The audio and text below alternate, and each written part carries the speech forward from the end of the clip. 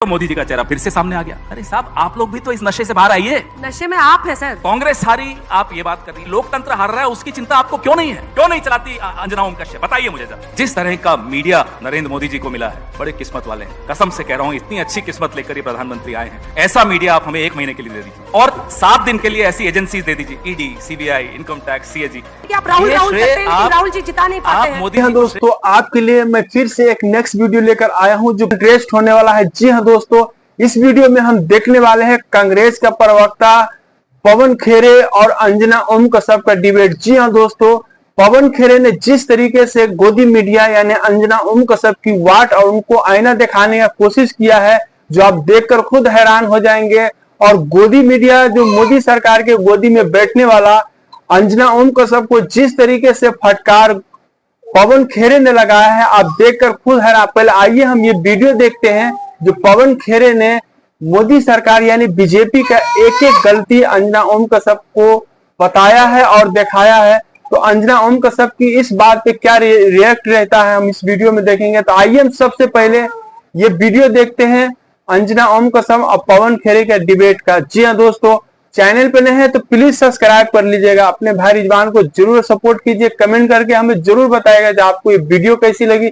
तो आइए हम सबसे पहले ये वीडियो देख लेते हैं। तो मोदी जी का चेहरा फिर से सामने आ गया। अरे साहब, आप लोग भी तो इस नशे से बाहर आइए। नशे में आप हैं सर। कांग्रेस हारी, आप ये बात कर रही, लोकतंत्र हार रहा है, उसकी चिंता आपको क्यों नहीं है? क्यों नहीं चलाती अंजना ओम कश्यप? बताइए मुझे जरा। जिस तरह का मीडिया नरेंद्र मोदी जी को मिला है, बड़े किस्मत वाले हैं। कसम से कह रहा हूँ, इतनी अच्छी किस्मत लेकर ये प्रधानमंत्री आए हैं। ऐसा मीडिया आप हमें 1 महीने के लिए दे दीजिए और 7 दिन के लिए ऐसी एजेंसीज दे दीजिए, ED, CBI, income tax, CAG. आप राहुल करते हैं, लेकिन राहुल जी जिता नहीं पाते हैं। आप मोदी जी को श्रेय मत दीजिए। आप राहुल करते हैं, अरे राहुल जी मेहनत जिता आपकी नहीं और पाते हैं। फल ले रहे हैं मोदी जी। मुझे कोई डर नहीं है, रोक लेंगे एक बार और हवाई जहाज से उतार लेंगे, मुझे उतार लें। जब मुझे डर नहीं है तो आपको सुनने में क्यों डर लगता है? मुझे बोलने में डर है। इनके मोबाइल उठाकर देख लीजिए मीडिया वालों, सुबह हिरन जोशी जी का फोन मैसेज आ जाता है, एजेंडा सेट हो जाता है। चुनौती है ये मेरी, मैंने देखे हैं वो मैसेजेस। ऐसे नहीं बोल रहा हूँ मैं, जब मैं आईना दिखा रहा हूँ तो आईना देखिए, मैं आईना दिखाने ही आया हूँ यहाँ। आपत्ति हमें इस बात से है कि मेरे बीच में ये दलाल क्यों आ जाते हैं? ये दलालों का काम क्या है? चलो भाई। पवन जी, बहुत सारे बिंदु पर आप लोग घेर भी रहे थे बीजेपी को, सरकार को, लेकिन तेलंगाना, कर्नाटक, हिमाचल प्रदेश, इन 3 राज्यों में अब आपकी सरकार बची है। बीजेपी की 12 राज्यों में हो गई है। ये क्या इशारा करता है? इस बात का गर्व जरूर है और एक संतुष्टि है। जिस तरह का मीडिया नरेंद्र मोदी जी को मिला है, बड़े किस्मत वाले हैं। कसम से कह रहा हूं, इतनी अच्छी किस्मत लेकर ये प्रधानमंत्री आए हैं। ऐसा मीडिया आप हमें 1 महीने के लिए दे दीजिए और 7 दिन के लिए ऐसी एजेंसीज दे दीजिए, ED, CBI, income tax, CAG. 7 दिन के लिए एजेंसीज और 1 महीने के लिए आज तक। तो यही मांग रहे हैं आपसे। अच्छा, मतलब फिर चुनाव देखिए उसके आपको बाद क्या लड़ना होगा। है, चुनाव आप हारे और सारा का सारा दोष आपको अभी भी लगता है कि मीडिया एक सेकंड, अब सवाल नहीं पूरा होने देंगे, कि सारा का सारा दोष आप मीडिया पे मर दें, आप मर दें कि एजेंसीज की वजह से हुआ। अरे एजेंसीज की कार्रवाई तो इलेक्शन वोटिंग के जस्ट पहले छत्तीसगढ़ में हुई। पहली बात फिर तो भी ये जनता ने, कि मैं आपको दोष नहीं दे रहा, मैं तो श्रेय दे रहा हूं। नहीं, आप गलत कर रहे हैं। आप श्रेय लीजिए। क्यों ले श्रेय? आपको लपक के श्रेय ले लेना चाहिए। आपको लेना चाहिए कि आप राहुल करते हैं, लेकिन राहुल जी जिता नहीं पाते हैं। आप मोदी जी को श्रेय मत दीजिए। आप राहुल करते हैं, अरे राहुल जी मेहनत जिता आपकी नहीं और पाते हैं। फल ले रहे हैं मोदी जी। फिर वही, ये अच्छी बात थोड़ी है। हारते आप हैं और कहते किसी और ने हरा। मेहनत आप करते हैं, सत्ता में वो आपको बैठे। ऐसा लगता है, आपको ऐसा लगता है कि मेहनत हम लोग कर रहे हैं। पूरी मेहनत वो कर रहे हैं। पार्टी करती है, मेहनत में कोई वो कमी पार्टी नहीं। करती है, नहीं, वो पार्टी ऐसी करती है जो बात। जीतती है। देखिए। क्यों, जब आप कर्नाटक में जीते तब भी हमारी मेहनत थी। अंजना जी, मेरे 2014 सवाल तक का जवाब दीजिए ना। मैं अभी जब आप कर्नाटक में जीते तब भी मीडिया की मेहनत थी। जो आप नहीं पूछोगे उसका भी जवाब दूंगा। रुकिए जो ना, पूछ रही हूँ रुकिए वो बता ना। दीजिए नहीं, ना। उसका भी दूंगा और जो नहीं पूछेंगी वो भी दूंगा। रुकिए आप। पहले 2014 तक क्या होता था? पार्टियां चुनाव लड़ती थी, मीडिया निष्पक्ष एक भूमिका निभाता था। 2014 के बाद एक इकोसिस्टम चुनाव लड़ते, एक तरफ अकेली विपक्ष, दूसरी तरफ media, agencies, social media, political party. अब आप देखिए कितनी लेवल प्लेइंग फील्ड है क्या ये? हिपोक्रेसी की भी सीमा होती है। तो ये कह देना, तो मैं तो आपको सिर्फ श्रेय दे रहा हूं, आप इसमें श्रेय लीजिए, कोई गलत बात नहीं है इसमें। श्रेय धूल चेहरे पर थी, आईना पोंछता रहा, यही आपकी बीमारी है। अरे साहब, यही आपकी बीमारी है। धूल चेहरे पे थी, आईना पोंछता रहा। शेरो शायरी का जवाब तो मेरे साथी देंगे। नहीं, वो भी देंगे, उनसे भी भिड़ेंगे, लेकिन उनसे भी भिड़ेंगे। कांग्रेस, आप तो सिर पे आज बांध के आए हैं कि क्या बोलना है। लेकिन क्या आप इस मंच पे मुझे बताएंगे कि तीनों राज्यों में कांग्रेस की हार का जिम्मेदार कौन था? देखते हैं आज पवन खेड़ा कितनी ताकत और हिम्मत दिखाते हैं। देखिए साहब, बहुत स्पष्ट है, जिस एजेंडा को लेकर हम लोगों के बीच में उतरते हैं, हो सकता है वो एजेंडा हम लोगों तक नहीं पहुंचा पाते। और पहुंचा क्यों नहीं पाते? फिर से मैं कहूंगा मीडिया, तो आप कहेंगे फिर हमारा नाम ले लिया। विपक्ष और मीडिया का चोली दामन का साथ है। आज का विपक्ष अनाथ है, ये आप मानिए।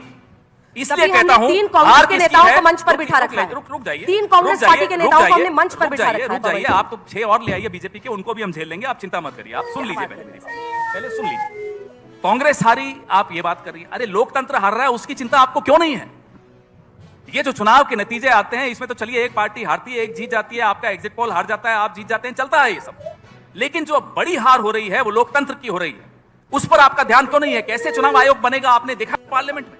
क्या इस तरीके से चुनाव आयुक्त बनाए जाएंगे? देश संकट में है। अगर ये कांग्रेस सरकार के दौरान होता तो आज नेशन विद अन्ना करके अंजना ओम कश्यप सुबह से रात तक चैनल पे चलाती और सड़क पर अन्ना हजारे आ जाते। क्यों नहीं आते अन्ना हजारे? क्यों नहीं चलाती अंजना ओम कश्यप? बताइए मुझे जरा। ये स्थिति है आज इस देश की। इससे आप कब तक बच सकते हैं? अकेला अनाथ विपक्ष लड़ रहा है और हमें गर्व है कि हम लड़ रहे हैं और लड़ते रहेंगे, मरने के दम तक लड़ते रहेंगे। हारे या जीते लड़ेंगे। नाखून कटा के शहीद मत बनिए बेवजह की। कर्नाटक आप जीतते हैं, कर्नाटक जीतते हैं तो हम लोग आप ही का गुणगान गाते हैं। जरा सा नाखून आप भी कटा लीजिए ना, जरा सा नाखून आप भी कटा लीजिए, देखिए लोकतंत्र में रक्त कैसे बहेगा। अरे सर, लोकतंत्र में की हत्या हो रही है और आपको यहाँ ये मजाक सूझ रहा है? तुम्हें शर्म है? कुछ शर्म आया है? नहीं, आप मजाक कर रहे हैं क्योंकि आप सारा मजाक नहीं कर रहे। अंजना जी, हम तो कह रहे हैं थोड़ा नाखून आप भी कटा लीजिए। आज तो पवन जी आवेश में, और अच्छी बात है लोकतंत्र में जब विपक्ष की ताकत हम लोग देखते हैं आवाज में। लेकिन कर्नाटक आप जीतते हैं तब लोकतंत्र की हार नहीं होती है। आप हिमाचल जीतते हैं तो लोकतंत्र की हार नहीं होती है, वहां आपको ईवीएम नहीं जिताता है। जब हम कर्नाटक जीतते हैं, भाजपा कर्नाटक हारती है, तो किसकी हार होती है? नहीं साहब, तब मोदी जी की हार नहीं होती। तब अंजना जी के मुंह पर ऐसे शिकन्ने आ जाती है जब उनको कहते हैं मोदी जी हार गए। नहीं साहब, मोदी जी नहीं हारे, पवन जी, कर्नाटक के मुख्यमंत्री हारे हैं। पवन जी एक सेकंड नहीं, एक सेकंड अब आपको सुनना होगा क्योंकि आप ये नहीं, ये स्टेज आप हाईजैक नहीं कर सकते। I'm sorry। नहीं, आप हाईजैक कर रहे हैं, आप हाईजैक कर रहे हैं क्योंकि वहां पर मुख्यमंत्री के चेहरे पर बीजेपी चुनाव लड़ी थी। शाम को कहते हैं कि मुख्यमंत्री के चेहरे पर चुनाव लड़ी, हार जाती है तो लोकसभा में कोई असर नहीं पड़ेगा। जब असली रिजल्ट आता है तो कहते हैं साहब आज अच्छा हुआ। लगता है पवन जी को बाकी चैनलों पे मौका मिल नहीं रहा है, तभी माइक नहीं छोड़ रहे हैं यहाँ पे। अच्छी बात है, लेकिन पवन जी अपनी आवाज इतनी मजबूत करिए कि जनता आपकी बातों को समझे, उसके बाद स्वीकारे भी। खाली यहाँ पर आकर सोच रहे हैं कि 4-5 बैट बॉल खेल लूंगा, अगर मीडिया हस्तक्षेप बंद कर दे तो जनता हमारी बात सुनने को तैयार है। नहीं करता है। हेलमेट लगाए हुए और हार्ड पैड्स के साथ आज जो पवन जी एकदम आवेश में है। पवन जी अच्छा है, आपका जो अग्रेशन है वो अच्छा है, लेकिन ये अग्रेशन सिर्फ इंस्टीट्यूशंस पर निकालने की बजाय अगर यही ताकत और ऊर्जा इस बात में इस्तेमाल हो कि जनता को हम कैसे कन्विंस करें। ये प्रश्न इसलिए क्योंकि आप एजेंसीज का मुद्दा बार बार उठाते हैं। अच्छा अब पीएम ने मनी हाइस्ट करके धीरज साहू के जरिए टारगेट किया है कि अगर हवा हवाई है तो ये नोट गिनने वाली मशीनें गर्म हो रही हैं भाई। 353 करोड़ और 3 किलो सोना। अगर आप इजाजत दें तो कौन भाई जरूर दीजिए। तो जब मशीनें गर्म हो जाएं तो जरा ठंडी तस्वीरें भी देख लिया कीजिए। आप ही ने दिखाया था, आप ही के चैनल पे मैंने देखा था कि किसी नेशनल पार्टी का राष्ट्रीय अध्यक्ष नोट गिनता हुआ कैमरे पे पकड़ा गया है, तो भारतीय जनता पार्टी का नाम ले लूं, बंगारू लक्ष्मण। इस पर वो कहते हैं कि हमने उसके बाद से उनका करियर खत्म ही हो गया, उनको हटा दिया गया। बात तो होगी ना, करियर हो सकता है जिनके यहाँ मिली उनका भी खत्म हो जाए, पर यही लोग जो इनकी मशीनें गर्म हुई है ना, चली जाएं बड़े लोगों के यहाँ तो मशीन तो छोड़ दीजिए, बुलडोजर भी लगा दीजिएगा तो पैसे नहीं गिन पाइएगा। पवन जी, आप बार बार कह रही हैं कि साहब चुनाव हार गए, आप जनता तक मैसेज नहीं ले जा पा रहे। मैं आपसे एक सवाल पूछता हूं अंजना जी, सवाल तो वैसे आप पूछती हैं लेकिन मैं भी एक पूछूंगा। आपने कितने कार्यक्रम किए? महिला आरक्षण, प्रधानमंत्री तो सबसे महान मसीहा है महिलाओं के, 3 राज्यों में मुख्यमंत्री बने। अरे अपनी पार्टी में कोई महिला नहीं मिली होंगी, अंजना जी कोई बना देते। ये वाली कॉमेडी सही मुझे बैठी एक नहीं बात सर। बताइए, हाँ। मुझे एक बात बताइए, मोदी जी कम से कम महिला आरक्षण का इतना बड़ा झुंझुना आप सबके हाथ में पकड़ा कर, अब मौका आया था तो वसुंधरा जी को घर पे बैठा दिया। आप लोग भी कमाल के हैं। एग्जिट पोल के दिन तो नड्डा जी का चेहरा दिखा रहे थे जब बीजेपी हार रही है, जब सही नतीजे आने लगे तो मोदी जी का चेहरा फिर से सामने आ गया। अरे साहब आप लोग भी तो इस नशे से बाहर आइए, फिर देखिए देश कैसे रिस्पॉन्ड करता है हमारे में। मैं बार बार ये दोहराता हूं, हम आपके बगैर अधूरे हैं, मोदी जी भी आपके बगैर अधूरे हैं, ये मैं मानता हूं। नशे में आप हैं सर। हम क्या नशे में? हमारा आप नशा आप लोग सब रोज उतारते हो। आप संस्थानों पर उंगली उठाते रहेंगे। सब संस्थानों पर ही हमला हो रहा है अंजना जी। जब ऐसा हमला आपको संस्थानों लग रहा पर हो है? रहा है, जब मीडिया की निष्पक्षता पर हमला हो रहा है, तो हम क्या सवाल भी नहीं ऐसा उठाएं? आपको क्या लगता उस पर है? भी आपत्ति है आपको कि पवन जी, सवाल क्यों ऐसा उठा रहे आपको हैं? लगता है? ऐसा आपको लगता आप है? अभी पूछ लीजिए लोगों को लगता है कि इस मीडिया भ्रम में निष्पक्ष है या नहीं है? इस भ्रम में जीते हुए आपके लिए मुश्किलें और बढ़ेंगी। मुझे तो लगता है कि आपके नेताओं में काबिलियत है कि वो आपके लिए चुनाव जीत सकते हैं। जी ठीक है। क्यों नहीं जीत पा रहे हैं ये बताना आपका काम है, लेकिन आप नेताओं पर मंथन करने को तैयार नहीं है, स्ट्रैटेजी पर मंथन करने को तैयार नहीं है।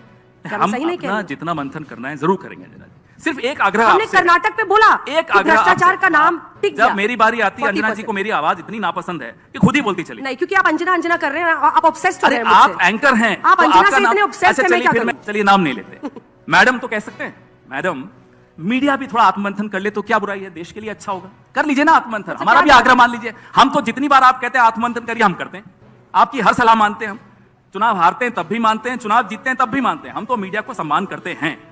जब हम सरकार में थे, प्रमोद तिवारी जी तब भी सत्ता में थे, पूछिए इनसे। कन्हैया कुमार जी तो तब भी जूझ रहे थे सरकार के खिलाफ। जब हम सरकार में थे, आप लोग रोज उन्होंने तो कार्यक्रम आपको करते डूबता थे, जहाज कह दिया था। रोज कार्यक्रम करते थे आप हमारे खिलाफ।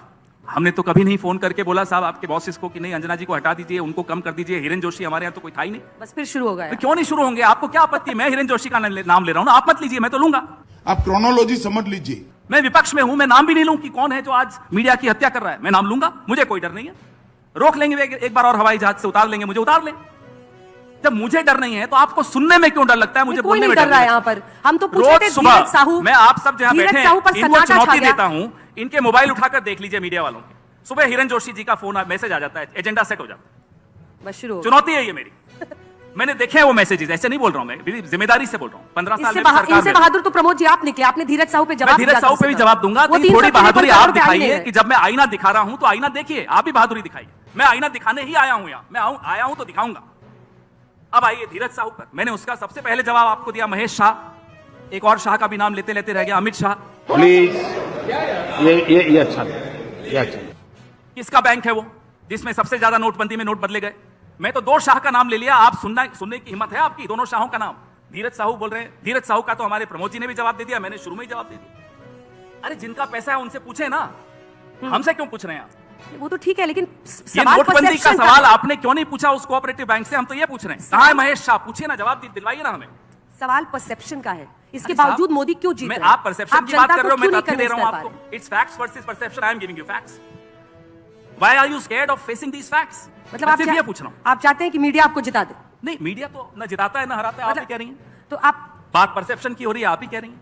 तो मीडिया जो परसेप्शन बना रहा है आप विपक्ष के बारे में, राहुल गांधी जी के बारे में, मोदी जी के बारे में, आप उस पर भी तो थोड़ा सवाल उठाइए कि ये परसेप्शन आप किस आधार पर बना रही है। शर्म करो, भगवान से डरो, डालो भगवान से डरो। आप कहते हैं कि फला आदमी ऐसे मैसेज करता है, फला आदमी के कहने पे आप लोग सब कुछ करते हैं। आप भी इसी वजह से मनमानी करते हुए कहते हैं कि हम इतने पत्रकारों से बात करेंगे, हम इतने पत्रकारों से बात नहीं करेंगे।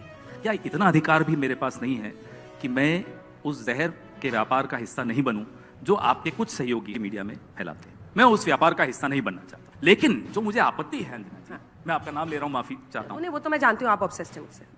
मुझे आपत्ति हमें इस बात से है कि मेरे और मेरे भगवान के बीच में ये दलाल क्यों आ जाते हैं? इस प्रकार की बचकाना बातें किसी के गले नहीं उतरती, लोग मजाक उड़ाते हैं। आप बड़ा विशाल अयोध्या में मंदिर की पूजा होने वाली है, ऐसा इवेंट होने वाला है जो पूरी दुनिया ने कभी नहीं देखा होगा। अरे मेरे और मेरे भगवान और मेरी श्रद्धा के बीच में जी। ये दलालों का काम क्या है?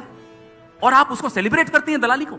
ये दलाल आ गए साहब, खुशी मनाइए, दलाल आ गए, प्रधानमंत्री भी जा रहे हैं, सारे मंत्री जा रहे हैं, सबको ले जाया जा रहा है। अरे साहब, एक मंदिर है, एक पवित्र जगह है जहां मैं जाकर अपनी श्रद्धा के अनुसार झुकता हूं, सजदा करता हूं, सर झुका देता हूं एकदम। वहां भी दलाल आ रहे हैं और वो भी आप बड़े खुश हो रहे हैं, साथ में दलाल आ गए। इतना छोटा पहले कभी जी नहीं हाँ हुआ। दोस्तों, पवन खेरे और अंजना ओम कश्यप की डिबेट आपको कैसी लगी हमें कमेंट करके जरूर बताइएगा। फिर मिलेंगे एक नेक्स्ट वीडियो के साथ, जब तक के लिए जय हिंद।